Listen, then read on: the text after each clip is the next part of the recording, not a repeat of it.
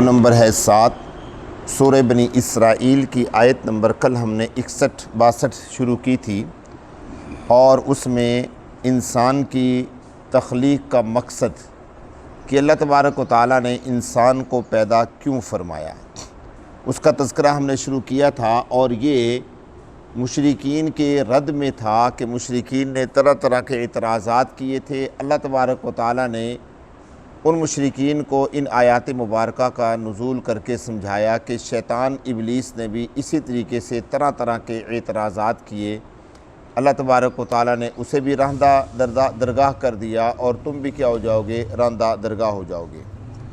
وَإِذْ قُلْنَا لِلْمَلَائِكَةِ اسْجُدُوا لِآدَمَ فَسَجَدُوا إِلَّا إِبْلِيسَ، اور جب کہا ہم نے فرشتوں سے کہ سجدہ کرو تم آدم کو، فسجدوا تو سجدہ کیا انہوں نے، الا ابلیس مگر ابلیس نے سجدہ نہ کیا۔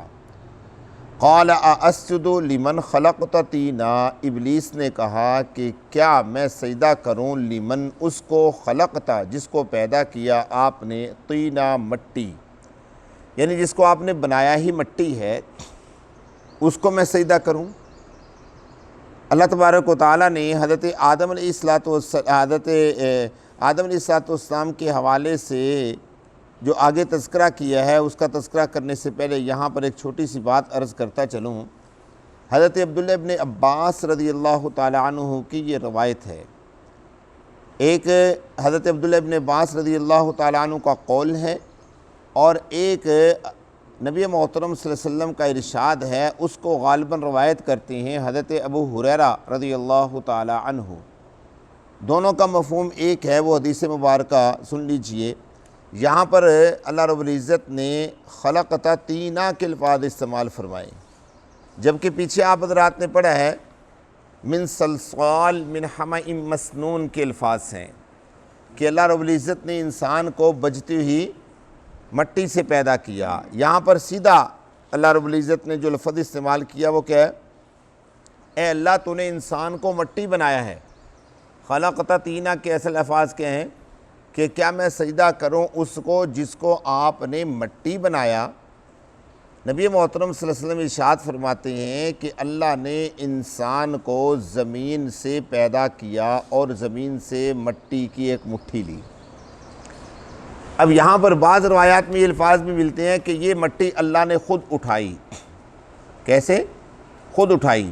اس طریقے سے جیسے انسان مٹی اٹھاتا ہے نا جی، زمین سے کوئی بھی چیز اٹھاتا ہے، جیسے گندم کی ایک ڈھیری ہے، ہم اس میں سے اگر گندم اٹھاتے ہیں تو اس گندم میں ہماری مٹھی کے اندر گندم بھی آئے گی، اگر اس کے اندر جو ہے تو جو بھی آ جائے گا، اگر اس کے اندر مٹی ہے تو مٹی بھی آ جائے گی۔ اور ایک اور چیز ہوتی ہے جس کو ہم کیا کہتے ہیں؟ گھنڈیاں، ہماری بولی میں اس کو ٹٹھلیاں کہتے ہیں، وہ بھی آ جائیں گی، یعنی وہ مکس ہوگی۔ اسی طرح رسول اللہ صلی اللہ علیہ وسلم سمجھانا چاہتے ہیں کہ جب اللہ نے وہ مٹھی اٹھائی تو اس میں سخت زمین بھی تھی، اس میں نرم زمین بھی تھی، اس میں سفید زمین بھی تھی، اس میں سیاہ زمین بھی تھی، یعنی مکس تھی ساری چیزیں۔ اللہ رب العزت نے اسی زمین کا پھر گارا بنایا اور اس سے اللہ نے آدم کو پیدا فرمایا۔ آگے اللہ کے پیارے پیغمبر فرماتے ہیں کہ یہی وجہ ہے کہ اب کچھ لوگ سفید ہیں، کچھ لوگ سیاہ ہیں، کچھ لوگ براؤن ہیں، کچھ کیسے ہیں، کچھ کیسے ہیں۔ اور ساتھ میں یہ بھی فرمایا حضرت عبداللہ ابن عباس رضی اللہ تعالیٰ عنہ کے قول کے مطابق کہ کچھ مزاج کے تلخ ہیں، کچھ مزاج کے نرم ہیں، جو مٹی سخت تھی وہ مزاج کے تلخ ہیں، اور جو مٹی نرم تھی وہ مزاج کے نرم ہیں۔ کچھ مزاج کے اندر سے جیسے کھوکھلے ہوتے ہیں، مٹی زمین بھی کہیں سے کھوکھلی ہوتی ہے، کہیں سے بودھی ہوتی ہے، میرا ہوتا ہے جیسے، کہیں سے پختہ ہوتی ہے، چیکنی مٹی ہوتی ہے، تو کچھ اندر سے کچھ ہیں، کچھ باہر سے کچھ ہیں، کچھ کیسے ہیں، کچھ کیسے ہیں۔ اللہ نے پیدا کیا تو ویسے ہی انسان دنیا کے اندر بن گئے۔ یہ حدیث مبارکہ صرف فائدے کے لیے میں نے یہاں پر آپ کو بتائی ہے۔ قال ارأیتک ھذا الذی کرمت علی، اس نے کیا کہا؟ اس نے کہا شیطان نے، ارأیتک، ارأیتک کیا خیال ہے آپ کا؟ اللہ کو اب شیطان خیال پوچھ رہا ہے اللہ کا، یعنی کہ اس کا مطلب یہ ہے کہ اس کے اندر اتنی ڈھاڈھائی پیدا ہو گئی تھی، اتنا وہ اپنے آپ کو صاحب علم سمجھنے لگ گیا تھا اللہ کے مقابلے میں۔ یہ جملہ آپ غور کریں تو کہاں بولا جاتا ہے؟ مجھے تو پتہ ہے آپ کا کیا خیال ہے، نہیں سمجھے؟ اب وہ شیطان اللہ کو کہہ رہا ہے کہ مجھے سارا پتہ ہے کہ اس کو آپ نے مٹی سے پیدا کیا، مجھے آگ سے پیدا کیا، کیا خیال ہے آپ کا؟ ھذا الذی کرمت علیہ، آپ نے اس کو میرے اوپر عزت دی ہے، آپ نے انسان کو میرے اوپر عزت دی ہے۔ لئن اخرتنی، آپ پھر مجھے مہلت دیں، آپ مجھے مہلت دیں، لأحتنکن، ہر چیز کو تباہ کر دوں گا، جڑیں اکھیڑ کے رکھ دوں گا میں۔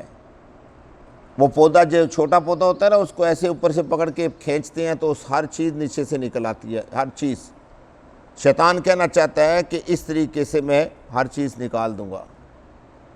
ذریتہ، اس کی نہیں صرف، اس کی اولاد کی بھی، الا قلیلا، ہاں تھوڑے سے کچھ لوگ ہوں گے جو بچیں گے۔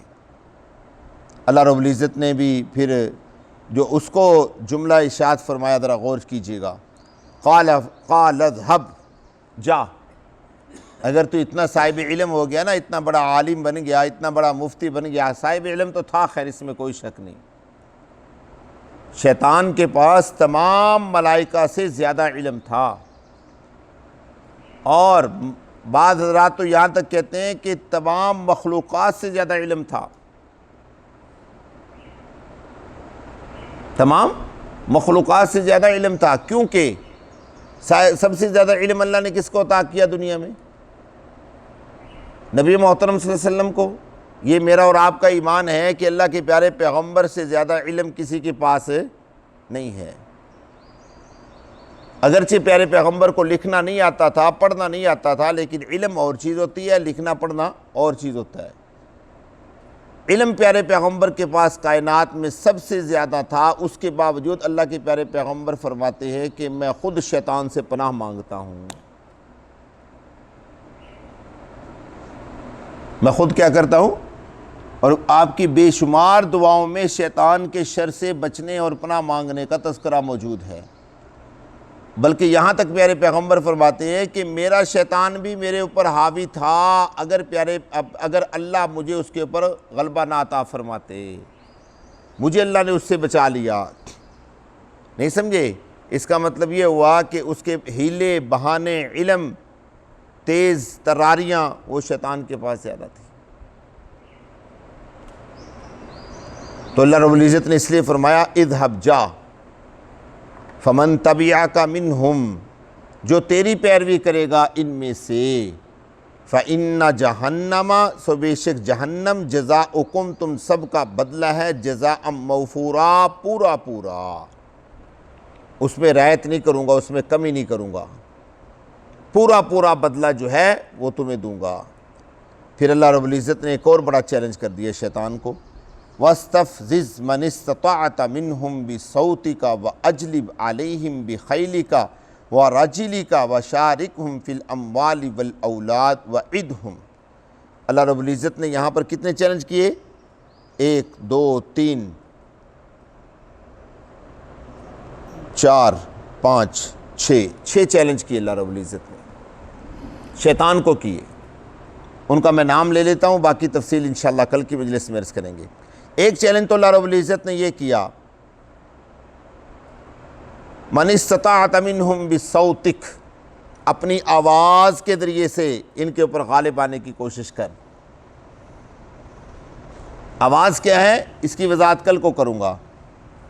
اور بخیلک، اپنے گھوڑ سواروں کے ذریعے سے انسانوں کے اوپر حملہ کر، وراجلک، اور اپنے پیدل چلنے والوں کے ذریعے سے لوگوں کے اوپر حملہ کر، اور وشارکہم فی الاموال، ان کے مالوں میں شریک ہو جا، والاولاد، ان کی اولاد میں شریک ہو جا۔ کتنے ہو گئے؟ 5۔ وعدہم، اور ان سے وعدے کر طرح طرح کے۔